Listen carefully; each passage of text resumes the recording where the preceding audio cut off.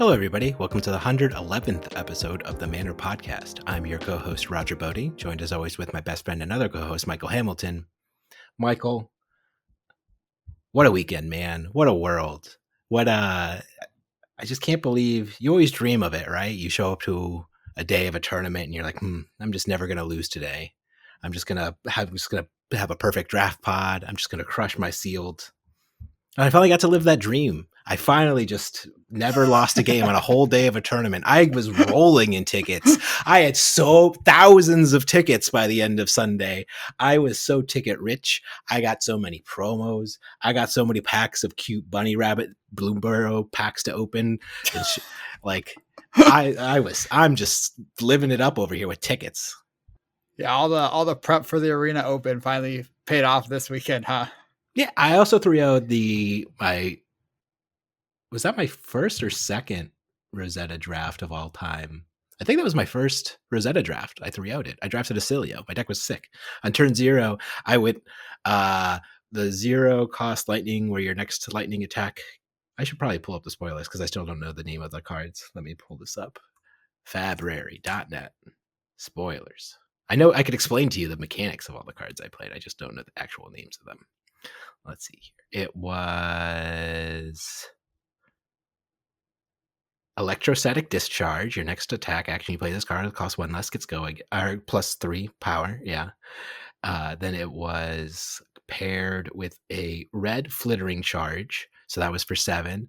And then I flashed in a Sigil of Lightning. And then I got to amp for 3 for free. And I came in with, which one was it? I was a Trailblazing either, but I didn't need to go again. But still, it was like 13 damage on turn 1, split between physical and arcane. It was sick. I loved it. Yeah, and you get the little embodiment carryover from the Sigil of Lightning. Mm-hmm. Yeah, that was a good deck. I think Cilio does some pretty powerful things when you've got the good cards. Yeah, amping 3 for free felt pretty good. Mm-hmm. Did you do anything on Sunday? So I played a lot of Flesh and Blood. So I did 3 drafts on Sunday. First draft, I drafted Verdance. Verdance is sweet.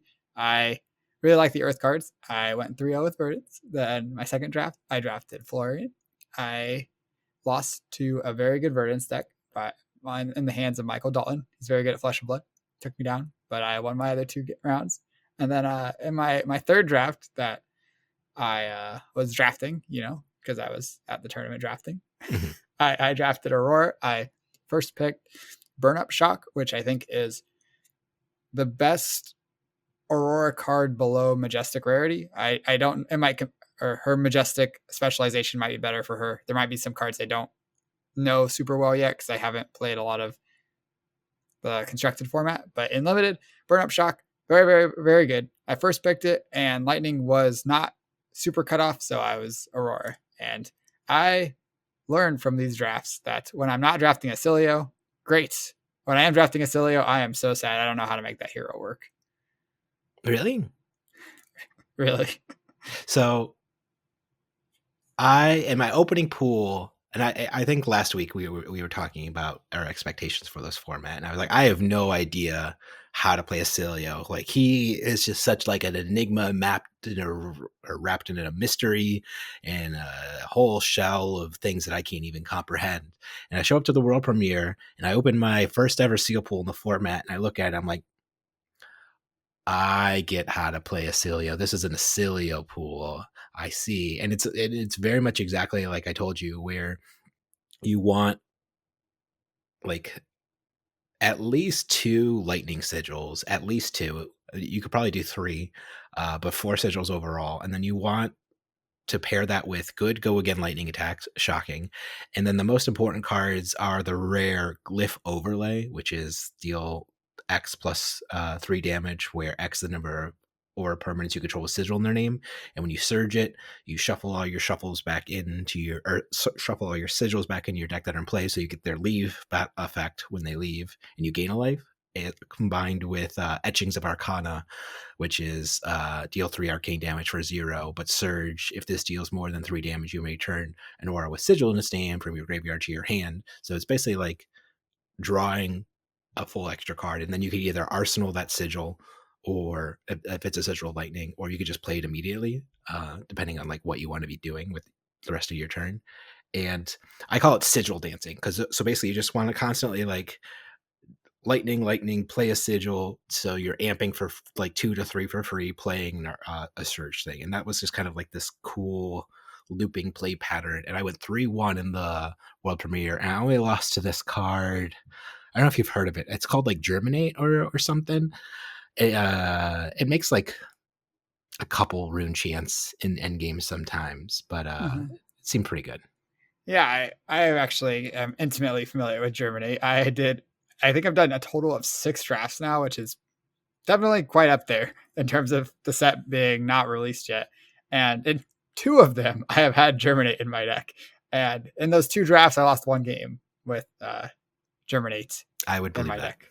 And none of those were games that went long. The game I lost, I just kind of got ran over. And I didn't get, it was the game I lost to Michael Dalton that I talked about earlier, where he played really well. He had a really good deck. He just shot me with 3 to 4 arcane damage every turn, and I died. Was he on Verdance or Acilio? It was on Burdens. Yeah, I imagine Verdance wants a similar play pattern potentially. I don't know. I feel like Harp gameplay makes a little bit more sense. Like I guess in like a straightforward way, where you just pitch the Earth card, you come in with like your 0 for 3, you get the Surge effect hopefully, and then you get your Embodiment of Lightning, and then if you have more Wizard cards in your deck, or not Embodiment of Lightning, Embodiment of Earth, having that Embodiment of Earth lets your Wizard class cards that all block for 3, I think, except for maybe the Sigil, The then block for 4. there's the Amp 3 card. I can't remember the name of, like Exploding Aether or something. Yeah, that would That the that one blocks too. I hate that card. I was I drafting Verdance. There was like 3 cards in the pack. One was an Exploding Aether. One was like a yellow block 3, and I snapped up the yellow block 3. I don't mind one in red if you can, Mm. and then basically pitch stacking it with like so you pitch like it and like a blue uh wizard spell that deals arcane damage, and then like in an end game sometimes it just like wins the game on the spot because your opponent just can't deal with like 4 to 5, or if you pitch it with like a red two on top of it, like 6 arcane damage in the end game usually just wins the game on the spot. Yeah, but it costs so much to like pitch a red back into your deck. You have to Yeah. really be not like the times that I'm looking to pitch a red are when I draw all reds and I need to pay a resource or something, or when my opponent either doesn't do anything or sends arcane damage I can't interact with, then I can just like over pitch it and put it back in. But I don't really want to put a card that is the only time it's good into my deck. Yeah, that's what I did that on turn 0. I think I pitched it to the macro card. Sanctuary of Aria. Yeah, I think it's and Aria. Sanctuary of something. yeah, I pitched it to Sanctuary, and yeah, Sanctuary of Aria, and then I came all the way back around to my pitch stack. I drew that card with a card, the arcane damage spell, killed my opponent, and I was like, so my pitch stack mattered, the way I played the game mattered, all my decisions throughout the game mattered, the value that I got on turn to turn like cycles, my game plan was consistent. I felt like I executed it well. This format's sick. This is like goated format, and then my 2 rounds later, my opponent played a Germinate and I lost the game on the spot. And I posted my Twitter take of this format is just a wild roller coaster. It feels like, man. Yeah, I think that I really like this format at the common and rarity level. I think I they they all have interesting uses, like when you want to sideboard certain cards in, what cards certain heroes want, and I think that it's really good. I think the sealed format maybe not quite as good as the draft because I think that there's just like the earth is you get so much earth when you get to open 8 packs that you can just really easily decompose with only playing the good decomposed cards a lot of the time. But I think that my biggest gripe with this format is some of the majestics are like really pushed. And Yeah. I'd bump Burn Up Shock in there as well with being similar power level to some of the majestics. And I think Florian's Arcade Seeds Life and the Earth Wizard one. Verdance's, I can't remember the name, something Life. All the rare split cards and even the Comet Storm Shock I think is solid too. I think all the rare split cards and a lot of the majestics are just really powerful. Yeah. So Uh, were you talking about rampant growth life? That's the Amp X, where Amp is the total life you've gained.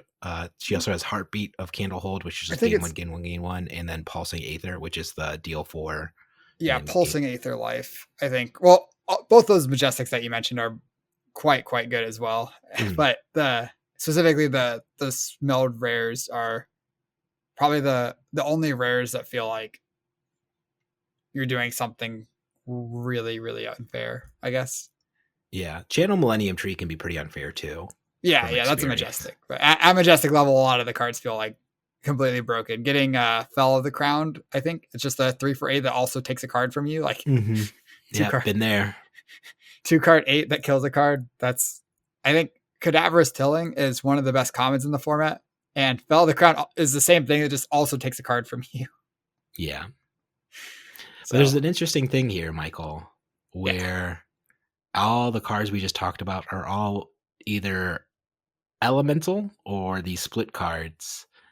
What about the class cards? Are there any, like, all the class cards feel fine, right?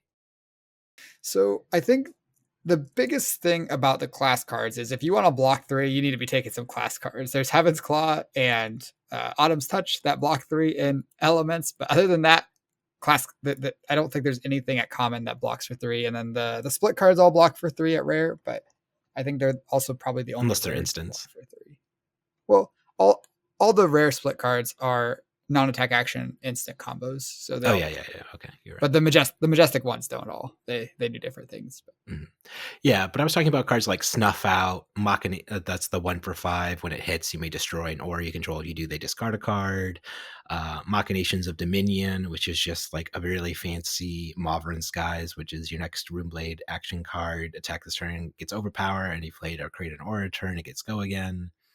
People were, I had succumbed to temptation in my seal pool. People were freaking out about it. It was the fanciest cracked bobble I'd ever played in my life because rune blades aren't great at consistently dealing arcane damage. So I never actually had it turned on to do anything ever at yeah, any point. I think you can combine it with the gloves for pretty powerful effect. The gloves that make a rune chant I tried that you that. Did not, sacrifice. really do very much because there are ways to prevent the rune chance, I guess. But yeah. Yeah. And then we look to like the wizards, and it's like Destructive Aether Tide, which is like it's just the blue surge destroyed arsenal, pretty good. Internal Inferno, which is the 1 for 4 surge, you can play it again, but like, how are you getting action points and limited? Yeah, Pretty you hard to really have do. to use flash with that basically. Yeah, but like, none of these Majestics in the class are really all that pushed. They are like, they're good, they're solid, but I think they're about on power level with the rares, or a lot of the other. Yeah, I agree. The non-elemental majestics are, I think, good and worth picking, and a lot of the time they're going to be one of the better cards in your deck. But you're right. The element majestics are the ones that are really pushed. Yeah.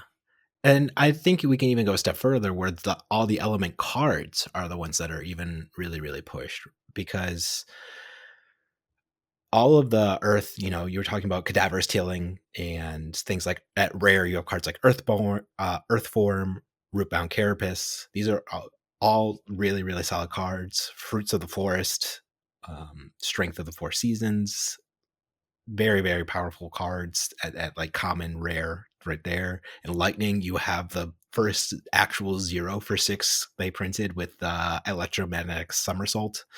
You That got to card, jump through a lot of hoops to make that a 0 for 6. yeah, but like a 0 for 6, it has a lot of applications, and I just Sure, think it's a really strong card. I Uh, do agree. It is strong. and then all the Lightning common cards, I feel like are for the most part really good. I think Flittering Charge, the one that you played, instant gets go again, good card. Fry, the 0 for 3 go again, good card. Lightning Surge, we know is a good card. Yeah, Second Strike, when this attacks, if you don't damage this turn, it gets +1 to go again. I think that's a good card. Trip the Light, fantastic. I actually love this card in blue. I think it's like probably my favorite blue in the set, because you don't feel bad pitching it, and when you come across it in the end games, it's exactly when you want to be preventing arcane damage the most. It's when the Earth Hero's abilities to deal arcane damage is going to be turned on the most. So it's like just a really solid card for end games, I feel like. Sure. That makes sense. I also like the red. I think a 1 for 5 is fine. Yeah, for sure. It's great when you have an embodiment with Aurora already, or from the sigils from Basilio, Sigil of Lightnings. But I think it's great when you have those, and with Aurora, it fits the curve really nicely where you can just like pitch a blue play and make a embodiment of lightning for the next turn. Yeah. And I guess my concern is that it feels like when drafting this format, it's just going to be in the order of take the element cards, then take the class cards, and there's not really a good reason to deviate from that order, right? Well, I I think it just depends on what cards you're seeing, because the element cards, like, yes, the best element cards are for the most part better than the best class cards, but maybe once you get down a peg where it's like not the cream of the crop element cards, it's like maybe the yellows or some of the weaker reds or some of the weaker blues, and you're comparing those to like the premium class card. Suddenly it's like an interesting choice where like, do you want the premium class card or do you want the slightly worse elemental card? Even like yellow cadaverous tilling, which I think is a 3 for 7 most of the time when you're doing the thing. It's a great decompose card. There are class commons or generic commons that I might take over it. For example, I think Red Finals Fighting Spirit is still a bomb, one of the best cards Sure. in the set, and I'm taking that over almost every common element card. Yeah. Arcane Polarity at red, especially as well, is something that I'm always interested in. Yeah. I was shocked when I saw that card. I was like, this card's gas. Like, I remember also on last week's episode talking about how I was worried that, I don't know, man, Lightning Heroes, it feels like we're just going to be blasting each other and games are going to go 2 turns long. Here we are 1 week later. I'm like, oh yeah, this is just a fatigue format. And it's like, oh, okay. That was not the direction I was expecting this set to go. Yeah. I do think a big part of that is sealed. In draft, I think like a lot of the Earth mirrors do go to fatigue. Not all of them, but a chunk of them. But in sealed, because you get 8 packs of the Earth stuff, and the Earth stuff is a lot more interchangeable, and it can turn on your hero ability with like the yellow decompose cards. Whereas for the lightning stuff, you really just want like a high quantity of premium red attacks to not have enough damage to get over the finish line. Basically, Mhm. it's a lot harder to have that in a sealed than it is just have like a pile of 3 blocks and some Earth stuff with decompose. Yeah, for sure. Whereas in draft, things actually flip a little bit, where I think like a lot of the Earth heroes are not having the quantity of 3 blocks they want, because the 3 blocks are contested. Everyone wants 3 blocks because 3 blocks are good, and you get 3 packs per person, and everyone's taking 3 blocks out of them. You're not getting 8 packs worth of 3 blocks anymore. I was hearing that a lot of people felt that the ideal distribution for a draft pod, though, is 5 or 3 lightning. Do you think you agree with that? I think more testing is needed. I in the top 8 of the calling that we just played in, the top 8 distribution was 3 Aurora, 3 Florian, 1 Verdance, 1 Acilio. So it was 4 elements. And I think my deck was as good as I played against 3 Earth Heroes, and I think my deck was as good as all 3 of theirs. Pretty Then why didn't you win? well. We get Lucas played very well, but there was a turn near the end of the game that I think if you watch the game, you can kind of see my reaction when I realized this giant mistake I made, where he has an arcane cussing in play. I believe Mhm. that's his name. That if you take damage on my or if I deal damage to you on my turn, basically it goes away and doesn't do anything. And if it's the short on your turn, then you get 3 rune chance. So um, we're down to not near the end of the game. Well, it became near the end of the game because I threw away the game basically that turn. But I have my copy of Burn Up Shock in hand, which is the best card in my deck, probably the best card in most Aurora decks that have access to it.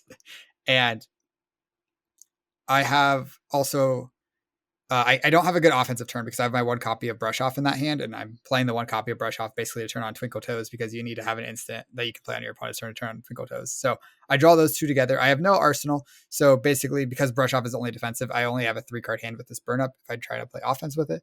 So instead, I end up just blocking with Brush Off and a 2 block and my Twinkle Toes. And my hand is some red attack, the 1 for 5, I can't remember its name, that you can discard to prevent 2 damage. we just The talked Trip the about it. Light Fantastic.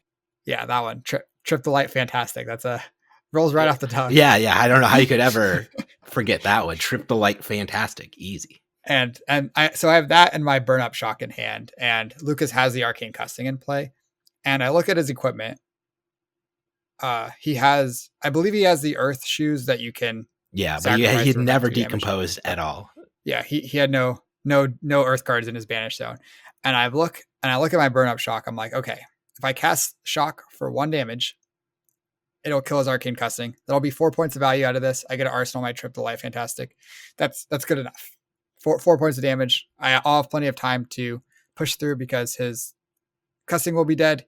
He won't be able to use his hand efficiently, probably, because he's flooring with a 4-card hand. What's he going to do? And so I cast shock, and Lucas starts thinking.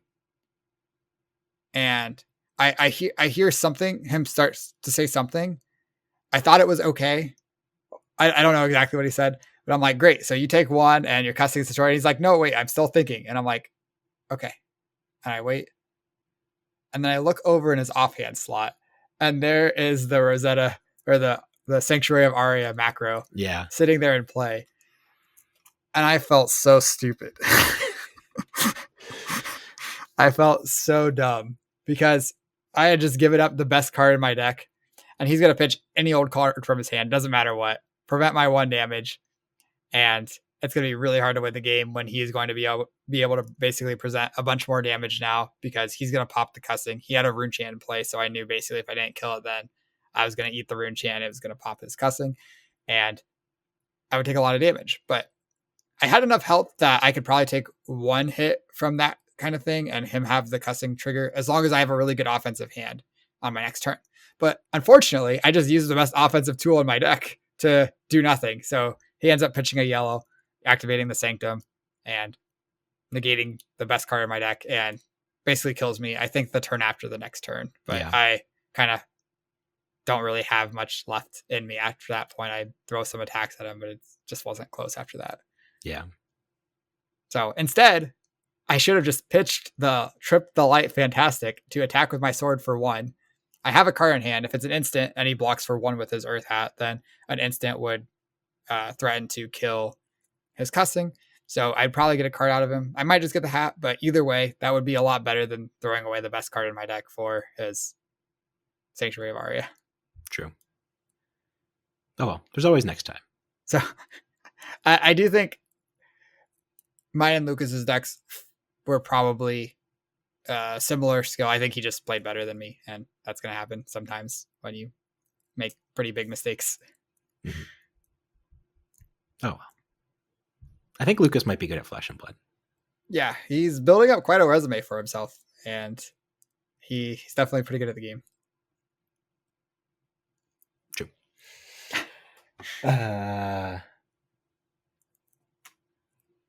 So that was a big mistake on your part. Do you want to go through the seal portion at all, though? Because I have a game where if I make 4 game-ending punts, I still win the game.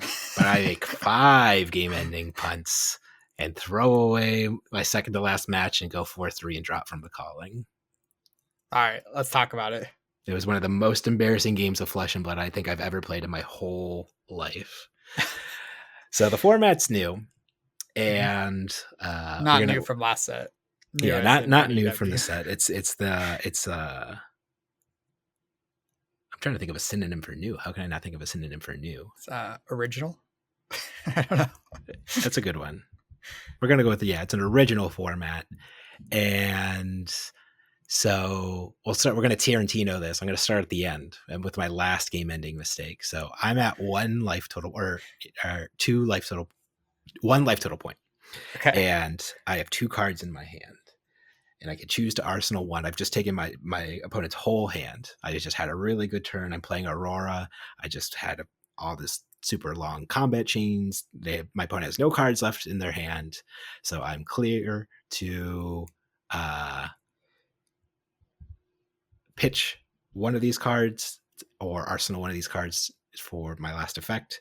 And I choose to pitch a red Oath of the Arknight and Arsenal blue Sigil, not the Sigil, the whatchamacallit, The one that it's like gains 1 life. Or no, Sigil Fireball? it's 1 red arcane polarity, but I'm at 1, Oh. so I have no chance to ever gain 4 life with this.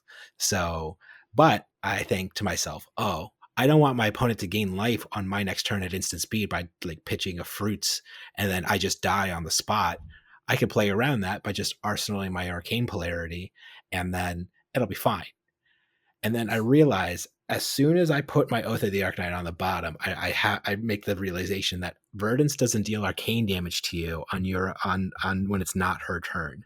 And I was like, I can't believe I did this. So I then go to my next turn and then I Rune Blade. I basically have like no pressure, no damage, can't do anything. I really wish I had like a red Oath of the Arcanine in my arsenal. Yeah, that would have been very lucky if you had that in your arsenal. Yeah, so my opponent blocks with like 2 cards and then sends a 2 for 8 or something like that back at me and kills me, and so I lose the game there. But earlier on, at the start of the game, I choose to play, and I pitch a bunch of Trips of Light Fantastics early on turn 0 to say, oh, I'm gonna be able to prevent arcane damage with this later, like I was saying earlier in the episode as well, where I like to pitch them and make sure that I'm going to draw them early in second cycle, because that's when you want to be preventing arcane damage.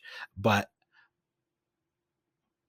basically that then also left me vulnerable through the entire mid game, where I was then just taking a lot of chip damage from, like, my opponent was playing a more arcane heavier version of Verdance than I was used to at that point. I hadn't really played against one of those yet.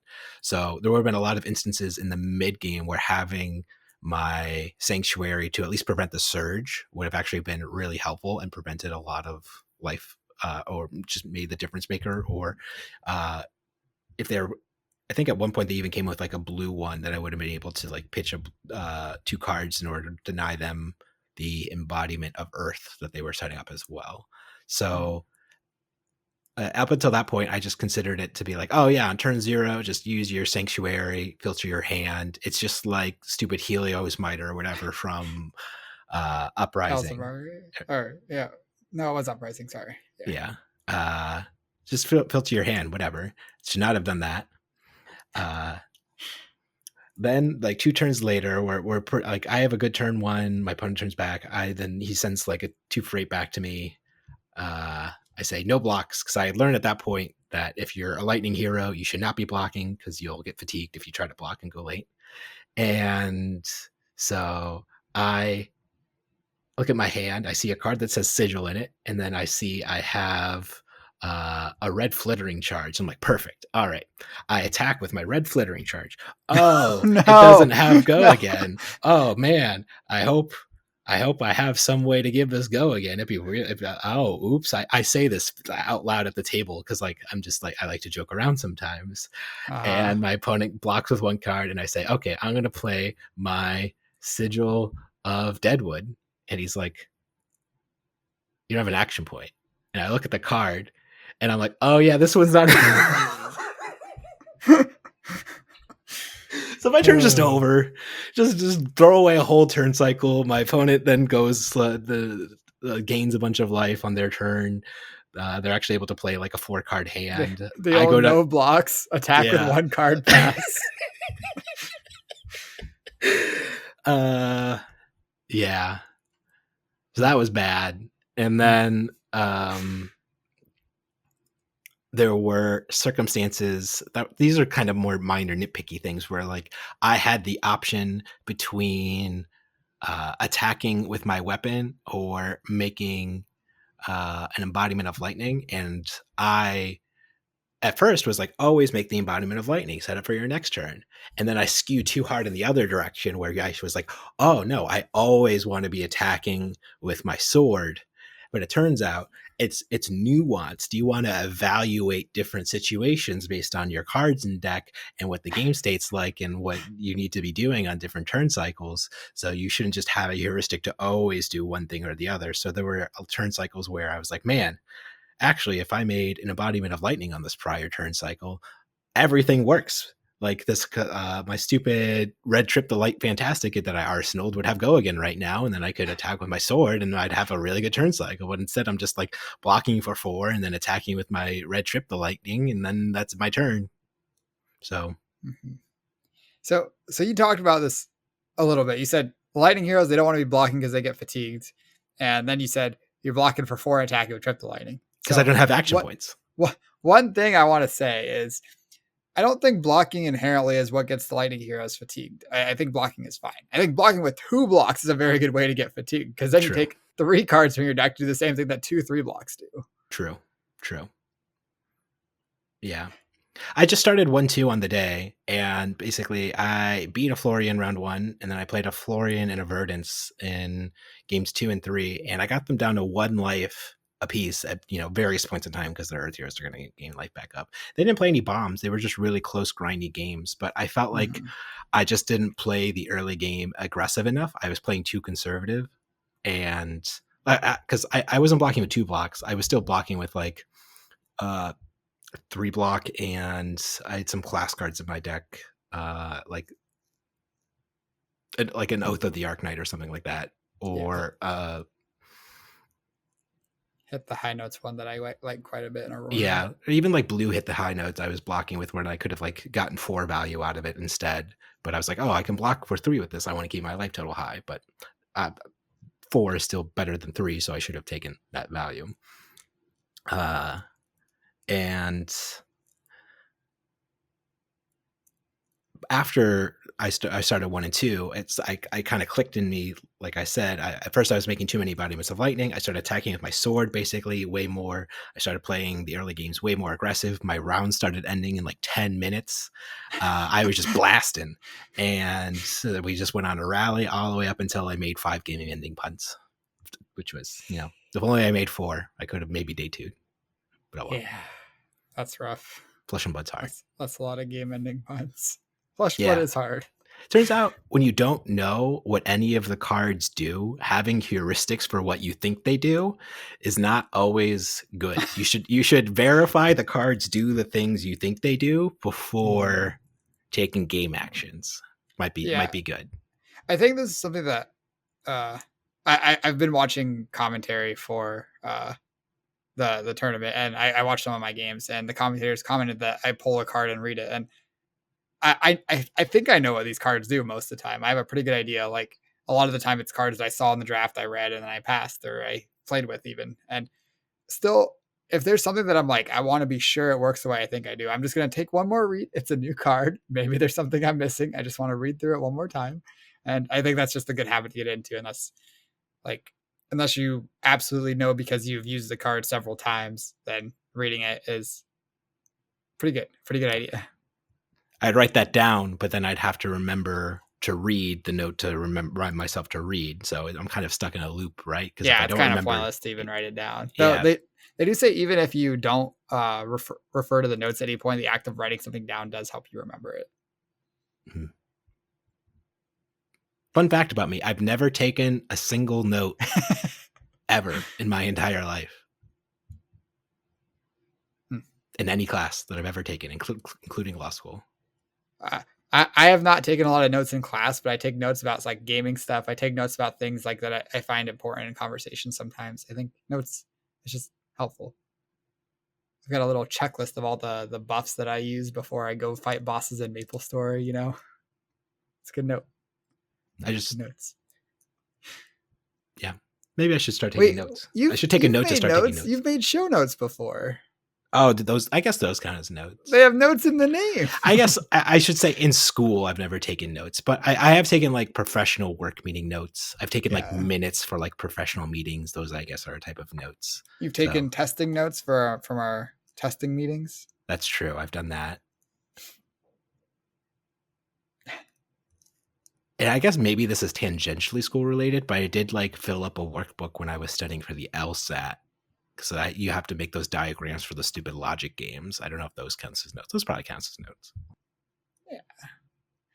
But you've just never been in a class and just had a notebook ready to go, writing things down that the instructor is saying. Because I always engage with what the instructor's saying. I like listen and ask questions, and like that's how I engage with it. And I feel like taking notes takes me out of that process. Yeah, that makes sense. So, okay, read cards, Yep. know what they do, and then play the game based on what the cards do instead of what you think they do. That's a good That's lesson. a great lesson. Okay. Any other hot tips? Any other great tips for this format since you are the second best player in the world at the set at the moment?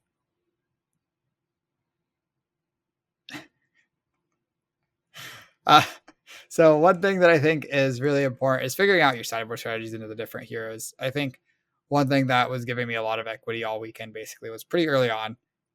I think you want to have against the Rune Blades, you want a lot of 3 blocks because they are going to be attacking you a lot. You're going to get lots of opportunities to block for 3.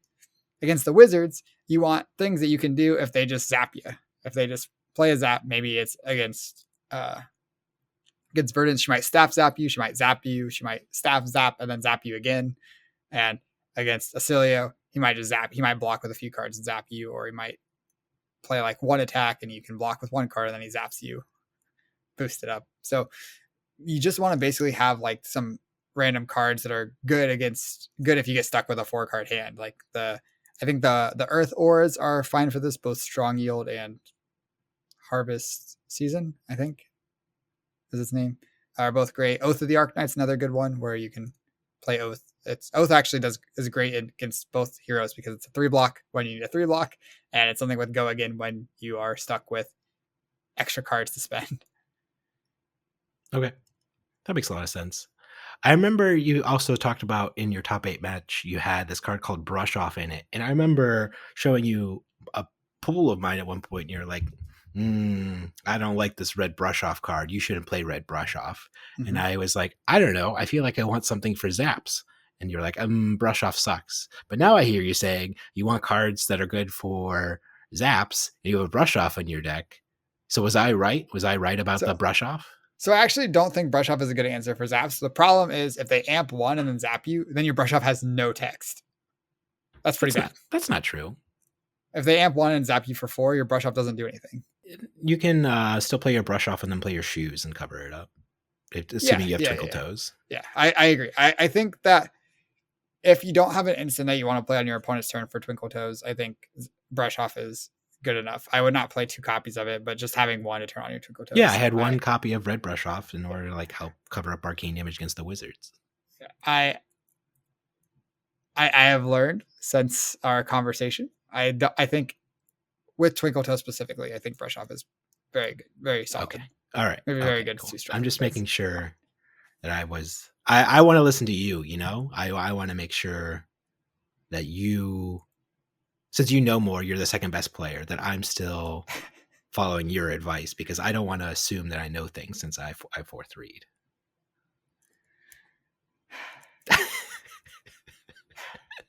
Arcane Polarity, that's a gas card. How high is that in like your like pick rankings overall? I think it's pretty good. I was very happy with it in sealed and draft. I never ended up with any because they weren't getting to me. People were taking them very highly. I think. Yeah, even the yellow one's good, right? I actually had the yellow one in one of my draft decks, and it was pretty good. Yeah. I do think that you want to be able to sideboard them out against Aurora because she's not going to do that much arcane damage to you. She doesn't really care about making rune chance. Burn Up Shock is one thing that turns it on, but if she's playing Burn Up Shock, you want to hand up 4 3-blocks so that you can block and try to not take the burn up part of the Burn Up Shock. Yeah, I was laughing because in my 5 punt match, 1 turn cycle, my opponent goes, you're not really dealing a lot of arcane damage, and so I'm just going to play this card, gain my 1 life. He plays red Arcane Polarity. And I was like, oh, cool, we got a red Arcane Polarity out of his deck. And then I draw, what's like the 0 for 3 that makes the rune chant when it attacks? Hocus Pocus. Yeah, I draw a red Hocus Pocus, but I have an embodiment of lightning. I'm like, aha! And I play red Hocus Pocus. I swing my sword. He takes 1 arcane, and he plays a 2nd red. And I was like, come on. So yeah, makes sense. I do think sometimes it's turned on against Aurora, but she definitely does the least amount of arcane damage out of all the heroes. 100%. What about Count Your Blessings? Is this even a playable card? So I don't think you should be I don't think you should be counting your blessings in limited. There aren't good discard outlets for it outside of Acilio. And the problem with Acilio is if you're playing all these defensive cards, you're at risk of getting fatigued. I think it is an okay sideboard card if you need something for the Wizards and you really just don't have things with go again. It's an instant, so it kind of has that go again. So the red, you can spend 2 resources and a card to gain 3 life, which is never great, but it's fine. It's better than doing nothing with your action point, or Yeah. with your extra cards. Like if you're going to intellect penalty 2, you'd much rather have a count your blessings. That said, I never saw a draft where someone got enough of it to like really like be doing the thing where you're casting your 3rd or 4th count your blessings and you're like really I was about to doing say, I it. think you want 4 before it becomes worth it, and that seems like it's hard to do. Yeah, it does have a full cycle and it is a rare, and I think it's a pretty low pick in most people's pick order. But in my 6 drafts, the most I ever saw myself having the opportunity to get was 3 in one draft, and that was only if I picked them before like 12th pick, which I don't think you should be doing. Sure. That makes sense. What if you get called to the grave with it? You can call to the grave, count your blessings, set up this combo. Yeah, I haven't found a use for Call to the Grave yet. I just don't think one exists in this limited format, but if it does, I surely have not found it. I think maybe the best upside is on turn 0, you can play it and put an Earth card in your discard pile for you to decompose later. But then a lot of the Earth heroes really care about cards in deck. They don't really want to spend 2 cards from their deck to get 0 points of value, because then there's risk of getting fatigued because the Earth heroes don't have a lot of evasion. I think Verdance has fine evasion. She can play a bunch of zaps with her staff, but Florian really struggles with evasion. And despite having a weapon, Florian is also frequently susceptible to getting fatigued. I think a lot of games against Aurora, actually, Florian can get fatigued if he's blocking a little too aggressively. You know what you should do with it, Michael? What you do, okay? Check out this combo. You go and you get... Oh, it only puts actions. Okay, so what you do is you go and you get any action out of your deck with Call to the Grave. You put it in your graveyard. Then you play Save the Thought and then shuffle the actions back into your deck so you get value out of that card. And then you create a Ponder token. You basically almost demonstrated a loop there, right? So you're spending multiple cards and casting. You're spending multiple cards to essentially do nothing, right? You're putting cards into your discard from your deck and then putting cards from your discard back into your deck. You have done nothing. Congratulations. You don't like your 3-card nothing play? You get a Ponder token. I do not like 3-card nothing. Technically 4 because you have to pitch for Save the Thought. Well, I mean, Call of the Grave only takes 1 card. True. Yeah. So it is a 3-card make a Ponder. Okay. You know, it's right next to Call of the Grave on the spoiler, though. What might be one of my favorite new cards of all time. What? 10 foot tall and bulletproof. The 3/10 power, 10 defense. When this attacks or defends, your hero gets -2 intellect during your next end phase.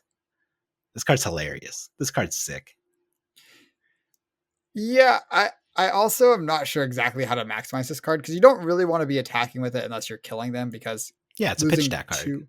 It's a red though. But losing 2 intellect is a very big cost compared to just playing like a Raging Onslaught or whatever Raging Onslaught equivalent of 2 card 7 where you don't lose 2 intellect. You lose 3 value, but you get +2 intellect. It's not a deal a trade you want to make.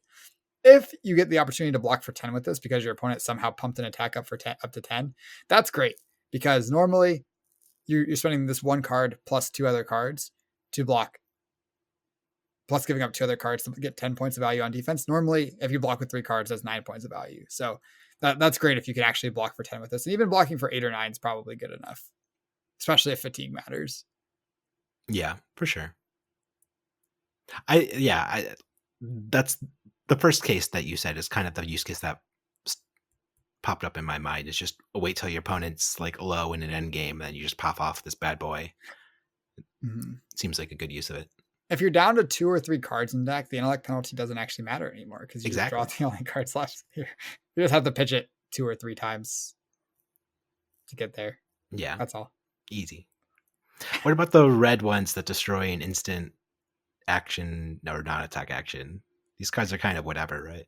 So I actually think these cards are pretty solid. I think the 1 for 5 that destroys an attack action, that one's on pretty often. A lot of the time, people are going to be arsenaling their extra attack actions that they don't want to play. They're going to arsenal their lightning surges and the lightning heroes. They're going to arsenal their second 3 for 7 that blocks 2 when they have 2 of them. They're going to play one arsenal one.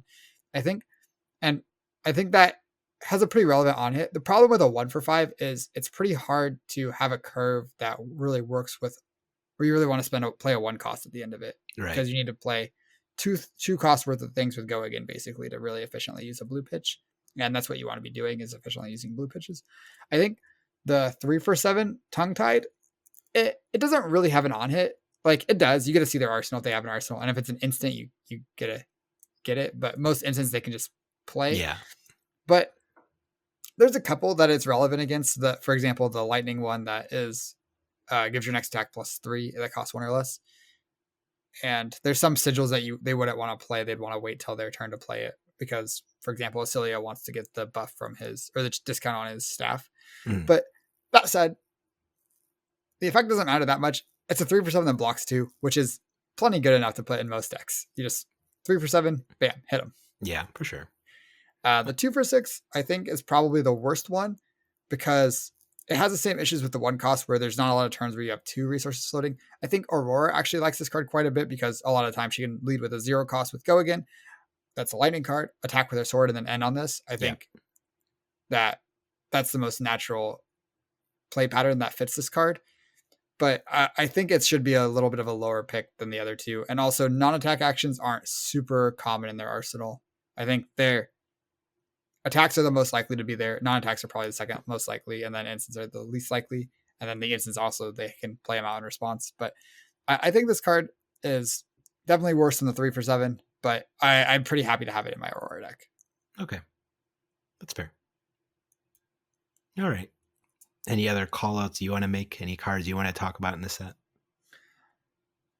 Oh, it's the rare that enters with 3 verse counters, and when you attack with it, or when you play an attack action, you remove a reverse counter from it to create a rune chant token. Malefic Incantation. Yeah, I think this card is very, very good and should be a high pick. I think both Aurora and Florian are quite happy to have it. It means that if you have this card, then your things that care about playing or creating an aura are turned on for several turns. So like hit the high point and Florian's weapon if you're attacking with go again attacks. And oh gosh, the swarm, rune ravage swarm or something. It's a 0 for 3. Basically a new swarming Gloomveil at home. Yeah, which I think that card's quite good if you have ways to enable it. I think it'll see constructed play. Yeah. Yeah, it's like if you want more than 3 copies of Swarming Gloomveil, this card is definitely worse than Swarming Gloomveil, but it's very close to Swarming Gloomveil. Yeah, which says a lot. Yeah. What about so red? Obviously, love it. What about yellow and blue though? I think the blue is not great. It is. I mean, it's a blue and it has go again. So against the wizards, you can play a blue to get your 1 point of value out of it. So it's not the worst. I think the yellow is a solid sideboard card for wizards where, like I said, you want cards that say go again. You can get 2 points of value out of it. If you're a Florian deck that's really good at decomposing, it's definitely worth playing. If you are either Runeblade that has a lot of things that care about auras entering this turn, not just Rotwood Reaper, but you really need some of those cards we talked about, then I think the yellow is fine. And then the red, I think, is just quite good. Okay. That makes sense. All right. I think that's all I have to say about cards for right now. Definitely a lot to learn still. Excited to draft a lot more. Want to make sure I'm good at this format for Osaka because I am tired of having limited be the weakest portion of my game. I think it has by far consistently been the weakest portion of my game so far in the history of all of my tier 4 events. I think I'm like one and two, or maybe I think maybe I have like 2 or 3 draft wins before missed U.S. Nationals, and even at U.S. Nationals I went 3-3, which isn't great. No, that's not true. I went 1-2, yeah, 1-2 and then 2-1, so 3-3, and that was my best, draft result. If we look back to the Tokyo Calling, I scrubbed the Tokyo Calling 0-2 drop. I made top 8 of the Battle Harden after I learned, but instantly lost there after drafting what I consider to be one of the worst draft. If it's possible to draft a worse Zen deck than I had there, I guess my day one Zen draft deck at US Nationals was also quite bad. Either way, I drafted a really bad Zen deck. If we look back to heavy hitters, that World Premiere, I got by stupid Miller's Grindstone being in my pool. And they're like, oh, how bad can Victor be? You don't even know how bad Victor can be, dude. I know how bad Victor can be. He's unplayable in that format. And so that went horrible for me. 0-2 drop there. So Limited's been the bane of my existence in competitive play for a while here. Yeah. Funny though, I think that if they had made the 30 card limit, I think Victor would have actually been a lot better in that format. I agree. True. But that didn't exist back then. People could sideboard their 38 cards against Victor, and then you just like. People play like 42 cards against me sometimes. They're like, oh yeah, I only have 1 card I can't play. And I was like, oh, okay, sure. What are you going to do? Makes sense. So I do think that we actually, you made day 2 of the Arena Open in the Magic tournament, and we did a draft together for your day 2 draft. And I realized that we approach draft very, very differently, just in general, fundamentally. And I think that maybe doing some 2-headed giant drafts, basically, where we work together and talk through drafts, I think could be pretty good practice for both of us and helpful to kind of maybe learn some things from each other. Yeah. You were like, take the 3-color mythic frog. And I was like, I just want to take this grizzly bear with upside. You're like, no, take the 3-color frog. And I was like, oh, okay. And then we wound up not even playing the 3-color frog, I was saying. Well, we didn't wind up not playing the 3-color frog. There's nothing we could have in the done. Next pack. It was a 3-color frog. And in the next pack, there was a very good blue rare. And one of the 3 colors were blue. And the frog was blue, green, and black. And then you see this white 2-drop that's notably worse than the blue rare. And you just are like, we're taking this thing. And I'm like, no, we should take the blue card. It's better than this thing. And it goes Blue's with our first so pick. bad. I actually think blue's gotten better in my evaluation since then. But at the time, I thought blue was unplayably bad. But that's not that bad. It's just pretty bad. I think draft is self-correcting that nothing's ever, well, I shouldn't say nothing's ever unplayably bad, but it has to be really, really bad before it's unplayable. And when there's rares that are like powerful, and it's hard for something to be unplayably bad when it has really powerful rares. If you get those rares, then you can probably make it work. Fair enough. And that's why I like Aurora when I have Burn Up Shock. I mean, no, I actually think Aurora is fine, but Burn Up Shock is very, very good. Okay. Well, we got a lot of work to do in draft. We got a lot of work to do in class constructed, but looking forward to it. I actually got one more talking point before we sign off. So actually, we didn't talk about the equipment at all in this format. I think the equipment's a pretty important thing to talk about. We touched on it where we said Twinkle Toes was really good. The Earth shoes are really good. Like all the shoes are really good, except for the generic ones. I can't remember what they're called, but no, not those, because whatever the shoes are called, it's a horrible name. I can't remember what it's called. It's just Runaways. It's like the worst name you could ever think of, especially like if you're going to name your team after like those kinds of shoes. I would never do that. That's just cringe. But those shoes are really bad. But so you really want Twinkle Toes and you really want Well Grounded in your equipment slot, I think. I think those shoes are good. Runaways are good. Or I guess the Runaways beat you in the final. They did. They had 2 in the top 8 also. I played against Michael Dalton, and he beat me in Swiss. He's very good. Yeah. But I think that all the Runaway style equipment where if you've taken damage, you can sacrifice it to prevent 1. I think they're so much better in this format than they were in Tales of Aria, because almost every hero is going to be hitting you multiple times for multiple sources of damage. Even Verdance is going to, a lot of the time, heal and deal arcane and also hit you with some other sources of damage. That's fair. I think they're the worst against the Earth Heroes though, just because on so many of the turn cycles they are just chunking you, so it can be hard to get value there. But yeah, in end games, you can find ways to get value out of them for sure. Yeah, it's pretty rare for a Florian never to make a rune chant against you. So a lot of the time they make a rune chant, you can't prevent the rune chant damage, and then you get to cash them in. But it can be kind of awkward if they attack you with like maybe they attack you or they have a rune chant in play and they attack you with a 2 for 6 and you have 2/3 blocks you want to block with, and you also have like 2 pieces of runaway equipment. A lot of the time you just take the rune chant block with the 2/3 blocks and hope you find another spot. And if that was your only chance to use them, then it's kind of sad. For sure.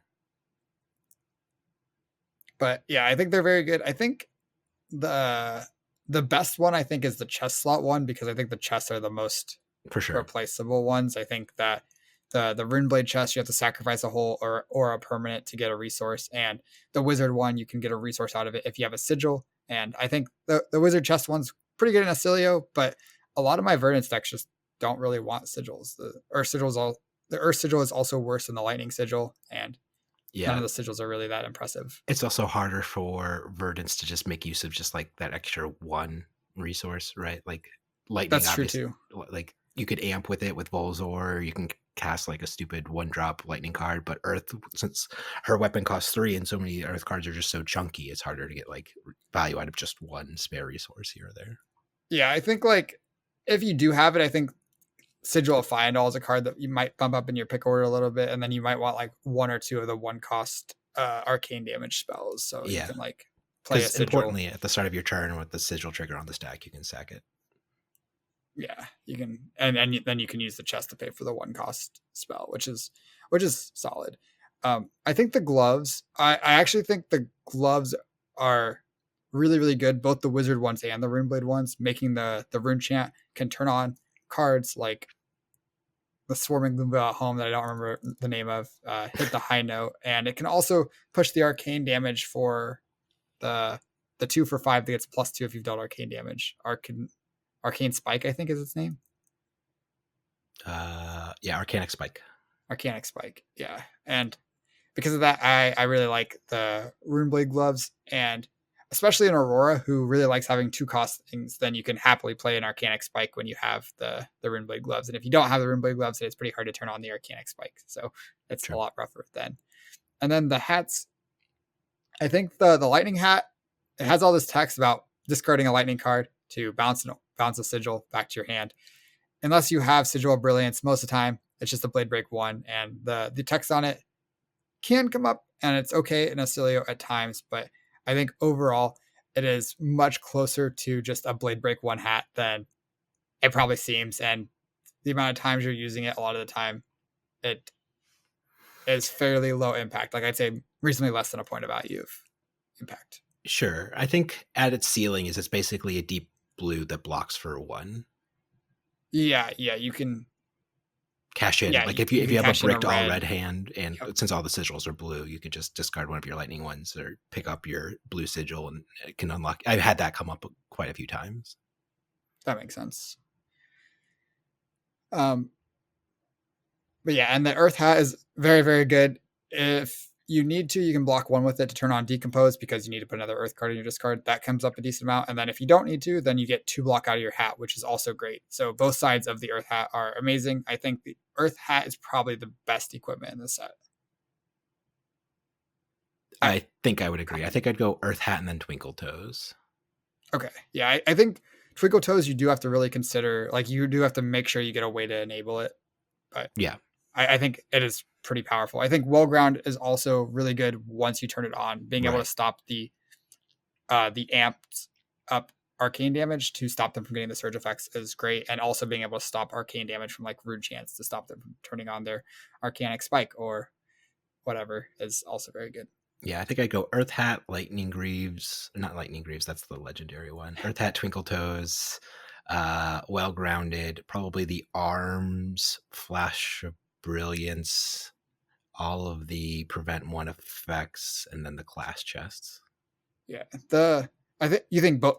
Were you saying both arms there? Because the Runeblade 1 and the Wizard 1 are both very similar, where they're 1 damage that also has their synergy for the class. Yeah. I think they're better than the Prevent ones. Yeah, definitely. I think Yeah, for sure, because they turn on some synergies. Yeah. But The I bit of actually second think, thought effects. Yeah. yeah, I think the prevent one chest, like I said, I think it's the best one because the chests are all not great. Yeah. Okay. I'm not looking at all of them. I'm like, bruised leather. Who would have thought bruised leather? You just want some of that on your chest. Yeah, even in my first draft in day 2 of the calling, I actually had the sigil chest in my Verdance deck, and a couple, like, it was like pick 3 or pick 4 of pack 3. I saw a bruised leather, and I took it over a fairly reasonable card. I don't remember what it was, but I was quite happy to just like upgrade my chest, and that was more important than just getting another playable for me. That's fair. Okay. Any final thoughts? This format's sweet. I'm excited to draft it at Osaka. I think I have a lot to learn before then still. Same. Well, the next time you are learning how to play the limited format of Rosetta in the latest Flesh and Blood set, Rosetta, where people are drafting cards from the Flesh and Blood set Rosetta, always remember, mind your manners. Thanks for watching.